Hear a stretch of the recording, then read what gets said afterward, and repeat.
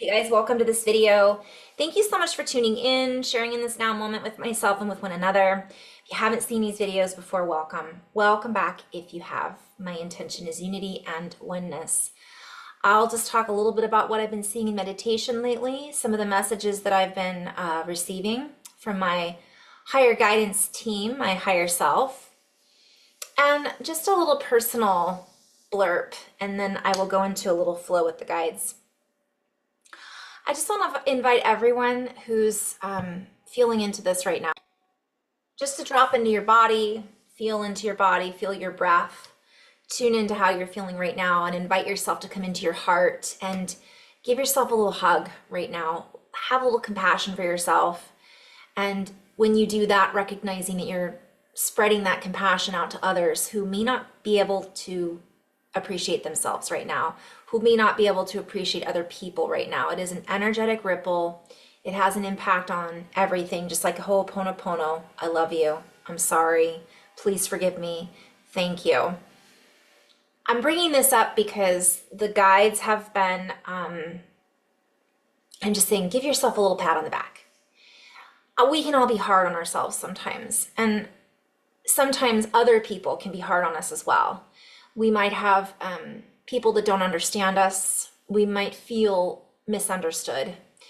And while I could go into the whole reason behind that, or stating that we don't need validation from other humans, or we're not here to have their experience, their opinion is none of my business. That's all well and good. However, we're going to have moments where it's difficult to embody that teaching, where it is difficult to not feel as if we're being judged or misunderstood. And it's okay to feel that way, but also recognizing what is the teaching that Jesus says in the Bible: they know not what they say. I always get my quotes wrong. Sorry, Jesus. But either way, they know not what they do, right? Some people just are not aware of what their energy or projections are, what impact they're having on other people. And isn't this ironic? Because that's what we're all in the process of fixing, if you want to call it that. Although nothing's really broken from a higher perspective, but we're all in the process of remembering that their opinion is none of my business, because we're here to have a unique and individual journey. Right? I always call everyone a unique and individual butterfly, because our expression and how we fly and the flowers we wish to be connected to and the places we wish to go are going to be very, very vastly different. And the more we start to come into acceptance of that, and the less we need to come into projectance, playing words like rejection and projection and all of those, the less volatile things would be, right? And I don't mean coming into acceptance of people who are being blatantly rude to your face or doing hurtful things that could be really damaging. That's different. I'm just talking about, the basic part of life that we all go through from time to time. We might have a misunderstanding with a coworker or colleague because of our beliefs, right? If we can come into a place of acceptance that that is their right to have that opinion, and even if they're projecting and pushing it onto us, if we can respond in a way that says, you have that right to have that opinion, and I have the right to say, I'm not listening to you because you're being really aggressive right now. I don't know if you realize raising your voice isn't a good way of communicating for me. I have the right to walk away. And so sometimes that's where we're at in this stage of our development. And I'm being shown, the guide said the energy is really volatile right now. We have a lot of political differences going on in the US, and that's having a ripple effect on a lot of other countries, from what I'm understanding. And it is an energetic, it's just like when heart coherence, if you know what heart coherence is, I invite you to look up, sorry, it's one of those days where I'm a little scrambled. What is it called? Heartmath.org. So if you look up heartmath.org, they have studies that they've done. And then I shared a link recently, if you guys are familiar with Seth Leaf, Leaf. He does heart coherence, I believe, meditations every Tuesday, if I'm not mistaken. So I would encourage you to check out his website. Just throwing that shout out there because he does them every week, and he has a really great story to listen to as well. But my point is that they've proven through studies that heart coherence changes the energy in the world. So if that's the case, then so of course too does volatility. If we're all in a place of judgment and anger and retribution and I'm right, then it changes the frequency in the grid, if you will. And so can we find ourselves more patient, more compassionate? Can we have more of that in abundance so that we don't fall into the trap, if we want to call it that? And I'm being called to play with that. So I will. Well, I just opened up a whole can of worms on this one. This is why I love, in case you haven't seen my videos before, I'm huge on wordplay and etymology. The way I channel is wordplay because the guides are always trying to get me to expand my idea about what I think words mean and to recognize that they don't necessarily, they're not used as expansively as they can be. And so what I was hearing was, let's not get caught in our own trap, right? And if I look on of trap, Old English, it's Christ's thorn. So it's ironic that I was just quoting the Bible, which I do from time to time, and I'm no expert, by the way, full disclaimer. But they're calling this, it originally came from Christ's thorn in Old English. Now I could go down the rabbit hole on that and what the guides are really saying around that, but to keep it simple, star seeds, to keep it simple here, basically I'm being shown snare, right? So what happens? Something gets caught and isn't released, right? I'm hearing something gets caught and isn't realized. So we're in this trap, and I'm seeing like a wheel, and a lot of us are carrying around, like picture an animal getting in a trap and then just carrying that with us, thinking that, and it slows us down, it keeps us stuck. And I really want to go down that rabbit hole, but I will maybe at a different time. So essentially, let's not get caught in, I have those little itty bitty bugs, sorry Mr. Bugs, for my plant, in our patterns of, they having to be right versus just being present and allowing that energy to move through us so that we aren't blocking what we have available to us. And we're not able to receive because we're busy fighting or we're busy arguing or we're busy, and that's a holding pattern. Like, nope, wait, I need to be heard. I need to say this. You're wrong, right? This expression, this expelling is not necessarily, it's not reciprocated. It's not, it's just, it's not balanced. The guides are saying that the key word right now, there's a lot of, and again, I'll come back and define this as best I can later with some beautiful pictures, but the word that they're saying is not volatile. I already forgot. So, okay, I'll go into this a little bit. The word of the day, they're calling it, is combustion. And I thought about that, and that makes me think of explosion, but it actually has more to do with burning. Whew, it's exciting, right? I'm getting goosebumps, so I'm gonna keep going with this. So essentially what I'm being shown is, I'm being shown so much. I'm gonna try to just keep this one a little more in flow, and then I'll go back to the other video and do some more interpretation. But let's talk about combustion. Combustion, or burning, right? Not explosion, it's burning, is a high temperature exothermic redox chemical reaction.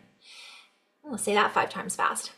Between a fuel, the reductant, and an oxidant, usually atmospheric oxygen, that produces oxidized, often gaseous products in a mixture termed as smoke. So it's a really fancy way of talking about this flame that's burning. It does not always result in fire, so it can vaporize, and it says activation energy must be supplied to initiate combustion. The heat from a flame may provide enough energy to make the reaction self-sustaining. I'm bringing this up because my guides also said what we're doing is self-sustaining. So I think I'll stop there and go into a little bit of flow around this and maybe do a part 2 of the video in regards to this. But I'm being called to keep explaining just a bit. So what happens is as we burn off certain fumes, right, there's another, it's like a chemical reaction is created. And what's happening is, I love the guides are playing with this because they're like, look, you need a match or a flame. You need an activation energy in order to supply the combustion. So in actuality, even some of the things that we're witnessing that is happening is providing activation energy. And it's funny because I actually was going to do a video the other day, now I'm seeing the synchronicities around what is an activation, because I have a lot of people that go, oh, well, that's not activating, this is activating. I'm just going to keep it simple. Anything we do to initiate a change or to feel a change is activation. We're having an activation because now it went from one thing to something else. And that's just my perspective. So I have often referred to some of the words I use as activating because it might cause someone to feel a certain way. It might feel, or they might think about something. It's activating. Some of us, we are all activators to a certain extent, and it's not always necessarily a positive thing. How many times have we had something negative happen in our lives that has activated us into something different? And I'll give, in my example, even the things we've gone through from our childhood that made us think, I don't want to do that. I would like to do this instead. That's an activation on the simplest of terms. And so I'm being called to talk about activation energy. Whew. Okay, that's pretty basic. All right, so let's just kind of sit with this for a moment. I am being called to play with this. Okay. All right, so what I was being shown is we're going through this state of combustion in our bodies, but also something's happening with thermodynamics. I guess I'm going to go there, in our environment as well. And so there's a lot of what they're calling it is everything is stirred up. And they're showing me a cauldron, right? Cauldron, boil and bubble. They're showing me a cauldron, and then when you heat things up, it changes the chemistry of the ingredients that are held within the chamber. And I'm going to read this out loud. So I'm going into, I'm on Wikipedia just looking at combustion. Thermodynamically, the chemical equilibrium of combustion in air is overwhelmingly on the side of the products, okay? However, complete combustion is almost impossible to achieve since the chemical equilibrium is not necessarily reached or may contain unburnt products. Now, this was a play on words with the guides because what they're showing to me is we're burning certain things off. They showed me a picture of a baseball field and playing the baseball. And when we catch that baseball, we're holding it. And it changes our interaction on the field, depending on what base it goes to, who catches the ball, right? How many hits have there been?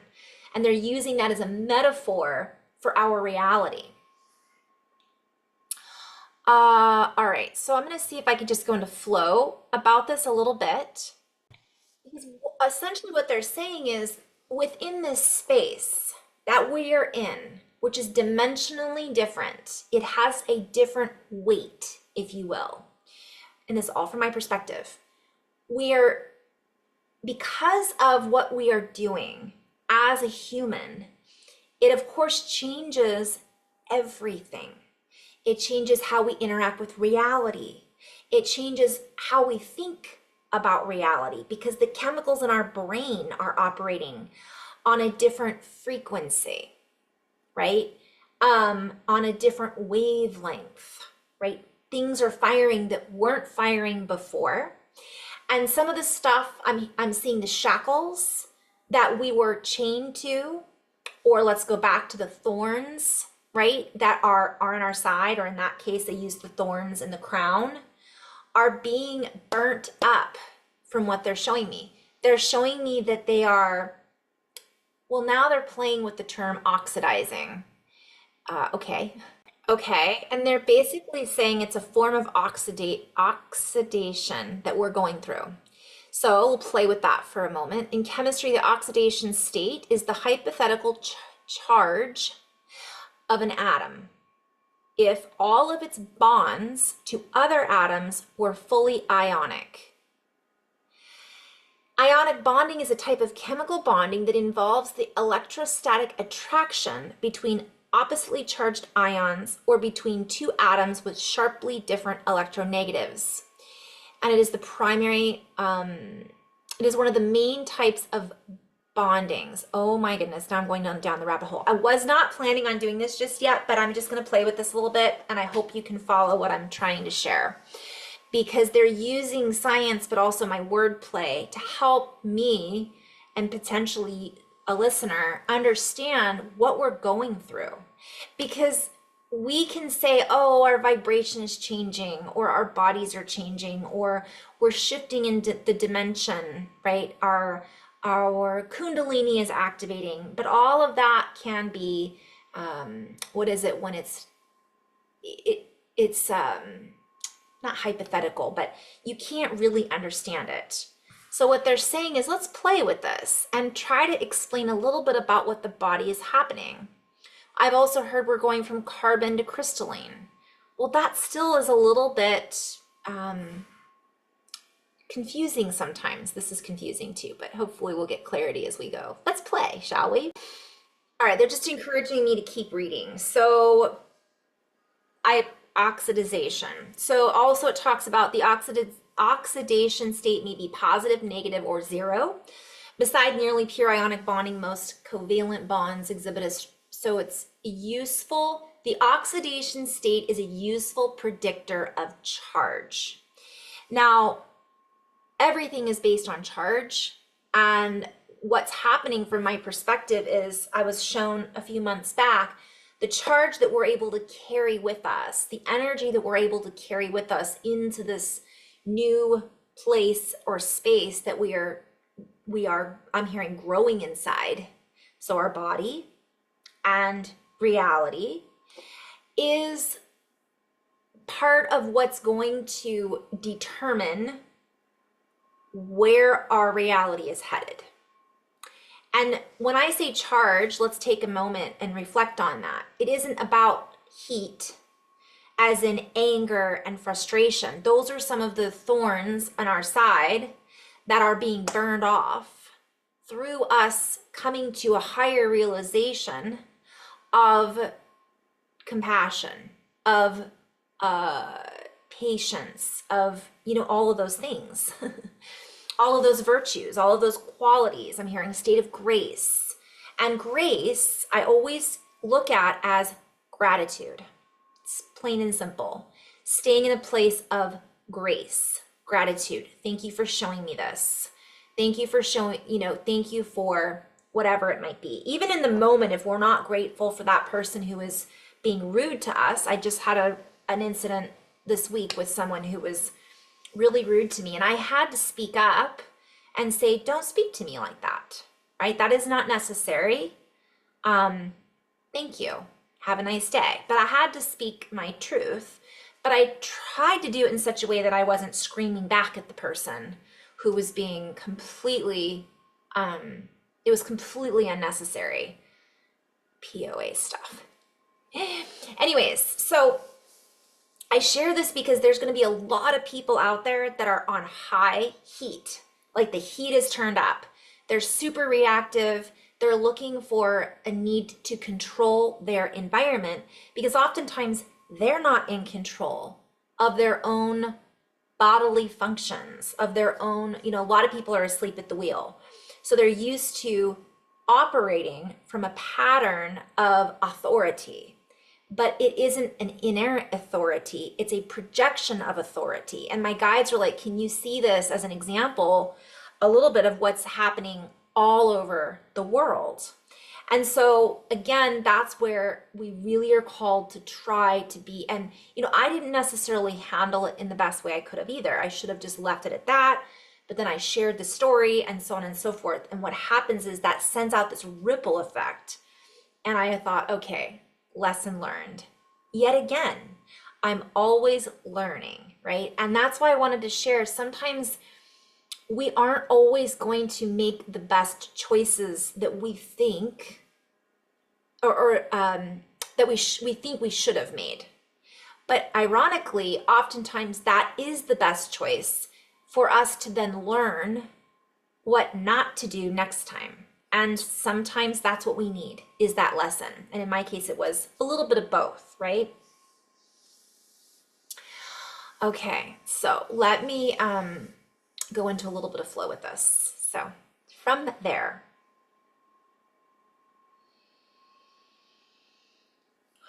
so as we tune into this combustion energy, if you will,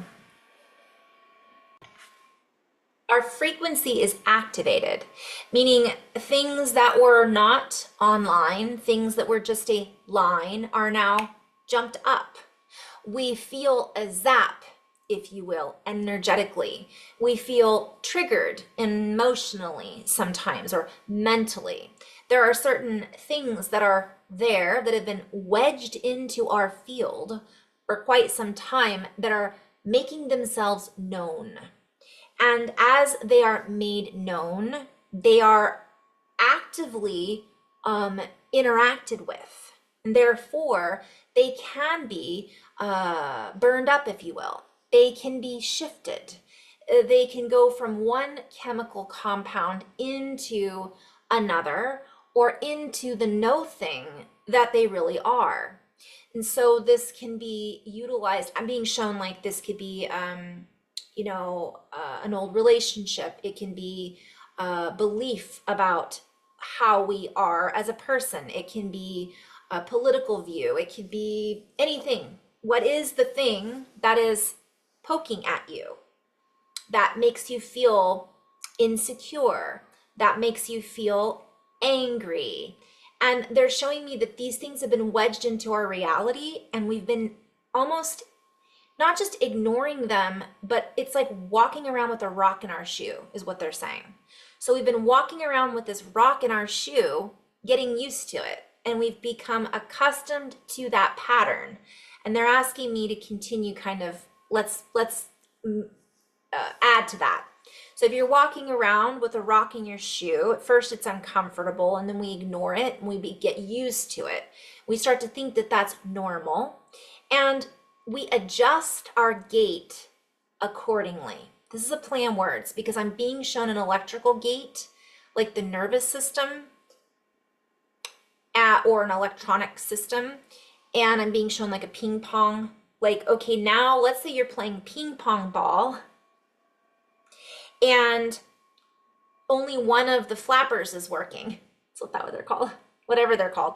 That's the only one working. So now you have to adjust. You're only working with one side maybe, and not both sides. So there's something to this. In addition to that, in the physical body, if you're familiar with how the body operates, if you've had an injury or you've been wearing shoes that are too tight, we'll call it that, with the rock in the shoe, you're adjusting how you walk, how you approach obstacles. And it also affects how long you're able to walk. You see where I'm going with this? It's all connected.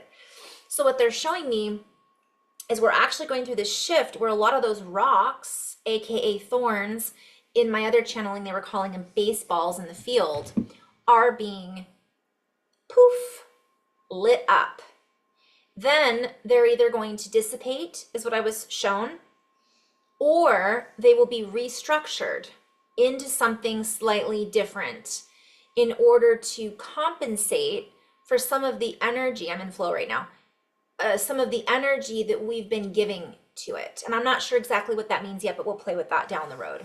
And so we have all been compensating somewhere, overcompensating, or feeling as if we are compromising with whatever it is in our lives. Yet we're being called to let go of some of these things that we have been holding on to in our shoe.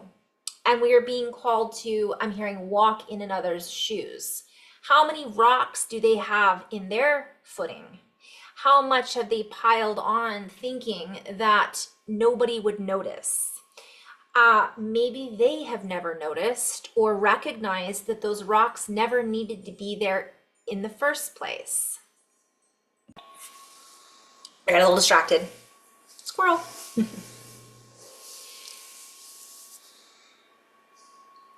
And so each of us is carrying with us these rocks, so to speak. And we have each changed our gait according to what we have been working with and working around. And many of us have been working around objects, if you will, held in space that have been creating a disruption, if you will, in the carrier waves. They have been creating a disturbance, or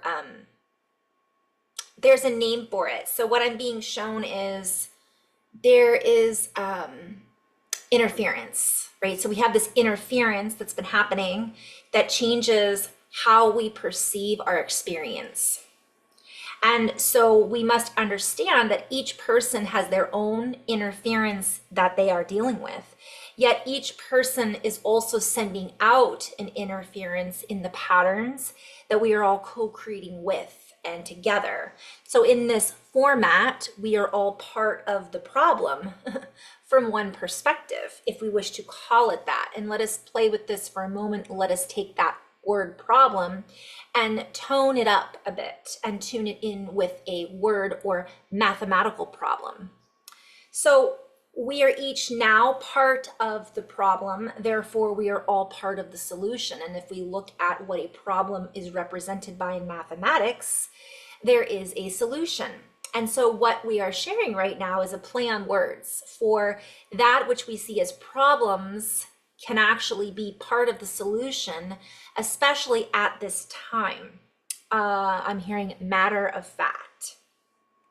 And so many of the problems we have not been able to come up with a valid solution about, and this includes with mathematics, is now being tapped, meaning we are beginning to see with more clarity how some of these diagrams that we have been trying to figure out or interpret can now be interpreted, because the math is available to us once we see what we have been carrying around with us.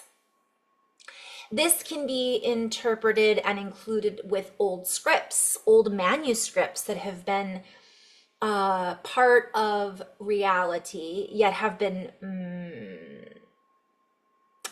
I'm being shown like there's going to be old manuscripts that are being discovered. I talked about this in maybe my last previous video or the one right before this. And what I'm being shown also is that I'm hearing cuneiform. Like cuneiform, from my understanding, is actually packet of information. It's not an individual, linguistic understanding, kind of like light language. If you hear light language, different people get different feelings from it because they're interpreting or picking up on that packet or zip file of information in a different way. What I'm being shown is we understand it meaning a certain thing, but what if there's more to it? And we've been saying, no, this only means that. But this is my interpretation. So much is in the way, if you will, of being discovered. Play on words. So there's a lot that's in the way of being discovered because we've been, again, holding ourselves back. Simultaneously, much is in the way of being discovered. So it's in the process of discovery right now because we are essentially moving, I'm hearing, with more fluidity. And my guides have been kind of obsessive about using that word. And I'll do that in the second video. I'll talk more about that. And so as we remove these rocks and as we see what each one of them holds, we can find value at times, being able to feel the difference between what it was like with that rock before and now what it feels like to be free of that burden. In addition to that, we can open each of these geodes, if you will, and see inside. And some of these rocks will have a certain chemistry that can be dissolved, and others will be used or fortified in order to fortify our view on reality. And this is all a play on words, but use this as an analogy so that you can further understand our interpretation of what reality is going through right now. So as we sit within this particular framework of dimensional up-leveling, we are not necessarily operating on the same bandwidth that we were before. And so this can feel very difficult at times. We may feel as if we are having difficulty breathing. For the air, even, in which we are taking in, holds different elements than it did before. And while some may say this is impossible, we would always invite you to ask yourself, what is it that you think you know that you may not fully know? For if science is changing, therefore too are the schematics, problems that are receiving solutions. And so too are the numbers that we have access to in order which to play with. For if a new sound is introduced into a harmonic or a symphony, it may sound out of place, but we would invite you not to throw it away. Where can it fit into the puzzle, if you will? Does it have a place that perhaps we did not notice before? Can we make space for this new sound? And once we adjust to this new resonance and this new harmonic adjustment, we find that the overtones and undertones that we are now accessing hold more notes than they did before. And so we are able to listen from a different space. We are able to hold the note longer. We are able to understand with more clarity what the note feels like. We are able to access more of those sounds because now we are aware of them. Whereas before, in unawareness, we made the adjustments to avoid or to operate around them. Changing, again, they're going back to the gate, changing our gate. Now I'm hearing jets, departure time, and gate changes. Okay, I'm gonna just keep going. I might decide to cut this and do a part 2. So I'm hearing variance. So what I'm gonna do is I'm just gonna say what's coming through and I'll come back and do probably several videos. I've said that before, but I promise this time I will, for anyone interested. So our changing and departure time changes and variances. So some of us will have already been on track and will not have had any layovers, if you will. We had what some may call a direct flight. But there are many who are part of this process of reestablishing a connection, an interconnection, a gate that was not only accessible before, but was not reachable from one perspective. Because in order to reach the gate, the pitch or the sound had to travel that far. And we were unable to travel that far based on the viscosity or gelatinous lack of mobility that was part of our reality structure before. Also, remember all of the rocks that were in the way. Now the energy is moving faster. It is more streamlined, if you will, in order to move through the space that we are now adjusting to. And so there are certain layovers that are I'm being shown less fun than others. We all know there's certain airports that we just don't want to end up in, right? But they're kind of the major, it might be a major one that requires us to go through there first before we can get to our end game, is what I'm hearing. Sorry, I've got something in my eyeball. So I'm gonna have to get that out before I freak everybody out. Okay. Thank you for your patience. So what I'm being shown is there's some areas, like picture having a layover, and this is in reference to our bodies right now and our lives. And we're like, oh my gosh, I have to go to that airport before I can get to Cancun or wherever we're going. And, you know, other people have just a direct flight for whatever reason. But what they're showing me is there's a lot of people that are needed to actually carry over those components that are still usable. And I'm not just talking about, I'm not sure exactly everything that I'm talking about, to be honest, because I'm going to start to interpret this later on a physics scale. But I think this has mostly to do with what, for keep it simple, humans. Like there's going to be people that need more time to adjust. They're going to need to have certain components of their own experience that are necessary to be experienced before they can just get into this gate, that before they can just be in this space, because for whatever reason. And so this goes back to us walking in somebody else's shoes. They may have a lot of rocks in their shoes that they aren't noticing, but it isn't necessarily our responsibility. Although I am seeing a picture of a lot of Jesus references, washing other people's feet, right? It's kind of like seeing each other, that we're all going through our own experiences and recognizing that we all still have to go through the airport to get there, some airport. And we still have our vessel, which is, we'll call it an airplane, in order to arrive where we need to arrive from this dimensional existence, right? So what I'm hearing is sometimes we have to take the time to make those adjustments so that the flight can actually be more comfortable in the long run, is what I'm being shown. And so there are those that will be needed to host the transportation, and this is a play on words. There are those that won't be needed to hold the hands of those who are unable to find their plane. And there are those of us who have volunteered to do this.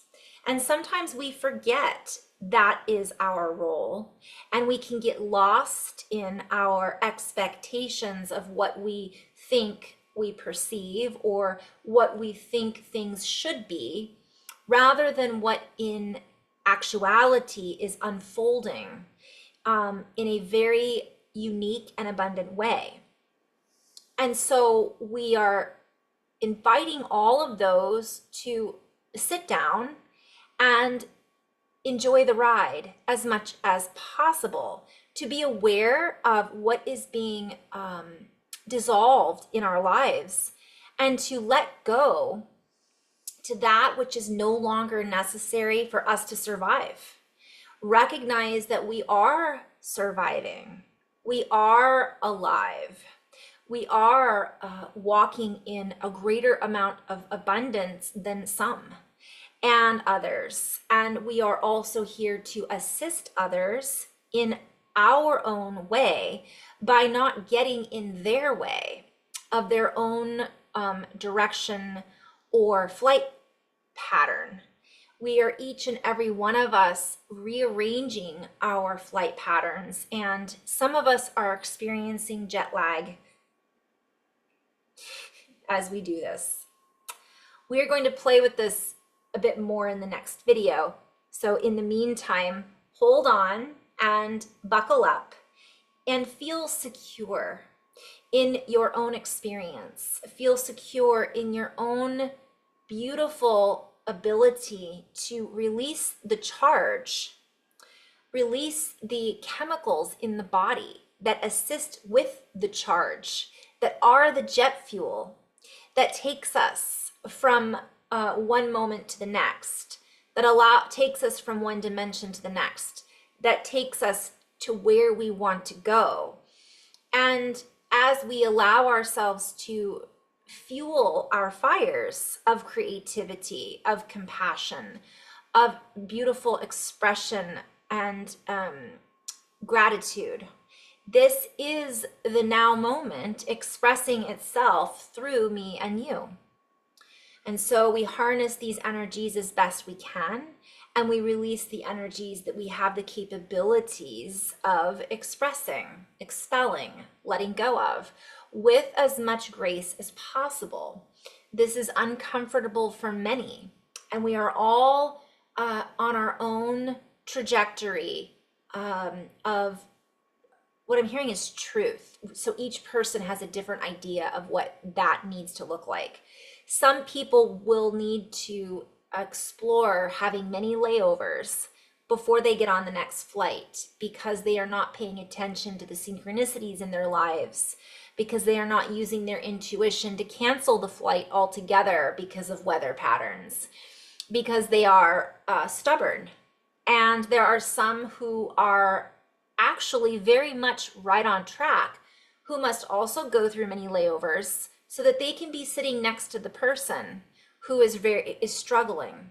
So they can be in that airport hosting an energetic exchange that allows the person next to them to feel a sigh of relief and to see that there are humans with compassion, to see the light at the end of the tunnel, to feel a vibrational shift. And each and every one of us has the potential to offer this to one another without imposing, superimposing, without forcing another to pay attention, to look, to be in awareness. And so in this deeper awareness, we offer our whole team, you guys, when I say we, I see these beautiful energies all over of just beings who are supporting us, and they're just saying we offer support. So don't be afraid to ask for more support, ask for more guidance, ask for more synchronicities, ask for more opportunities to serve if that feels good for you. And if you're in a place where you're really suffering, maybe asking for more peace, asking for more clarity.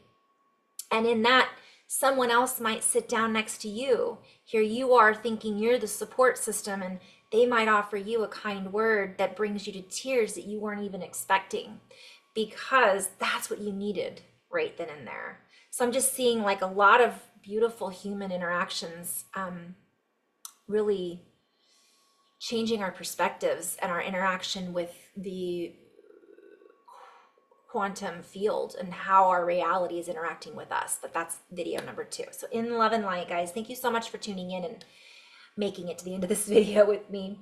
Namaste.